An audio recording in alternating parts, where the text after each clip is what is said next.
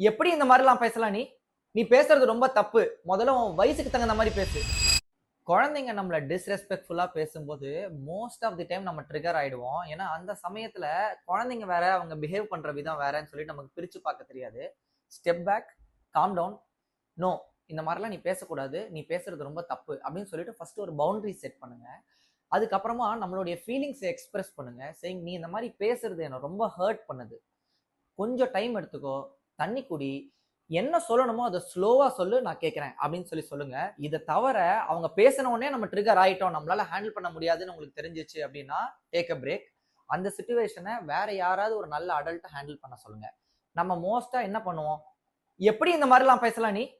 நீ பேசுறது ரொம்ப தப்பு. முதல்ல உன் வயசுக்கு தகுந்த மாதிரி பேசு அப்படின்னு கத்திருவோம். ஆனா இந்த மாதிரி நம்ம கத்தும்போது அவங்களுக்கு வந்துட்டு அவங்க அடல்ட், அவங்க கத்தலாம், நம்ம வந்து சின்னவங்க கத்தக்கூடாதுலாம் தெரியாது. அவங்க கத்துறாங்க, நம்மளும் கத்துவோம்னு தான் கத்துவாங்க. இந்த மாதிரிலாம் நீங்க அவங்க கிட்ட அப்ரோச் பண்ண ஆரம்பிக்கும் போது அவங்க நம்ம கிட்ட அப்ரோச் பண்ற விதமும் மாற ஆரம்பிக்கும்.